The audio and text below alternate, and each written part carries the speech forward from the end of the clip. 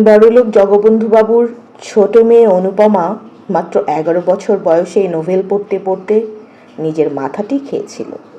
তার অস্বাভাবিক আচরণে শঙ্কিত বিচলিত হয়ে অভিভাবকেরা তার বিয়ে ঠিক করে।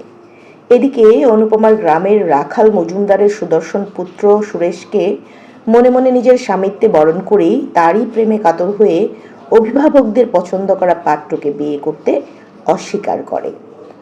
কন্যা স্নেহে অন্ধ অনুপমার মাও মেয়ের আবদার মেনে নিলেন, কিন্তু সুরেশ বিয়ে পাঠরত। তাই অনুপমার মা যখন সুরেশের বাড়িতে বিয়ের প্রস্তাব নিয়ে গেলেন, তখন প্রথমে তাকে প্রত্যাখ্যাত হতে হলো।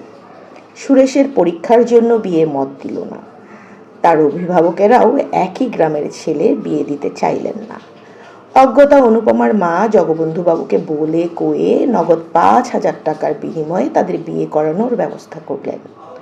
টাকার লোভ বড় লোভ। বিয়ে স্থির হতে বেশি সময় লাগলো না। এদিকে দুর্লভবাবুর একমাত্র পুত্র ললিতমোহন ভালোবেসে ফেলেছিল অনুপমাকে। ললিতমোহন একটি অপদার্থ মূর্খ। বড়লোক বাপের মৃত্যুর পর তার পড়ালেখায় ইতি ঘটল। নেশা ভাঙ করে তার দিন কাটতে লাগলো। এই কারণে গ্রামের কেউই তাকে সুনজরে দেখত না। ললিতমোহন নিজেও জানত অনুপমার যোগ্য সে নয়।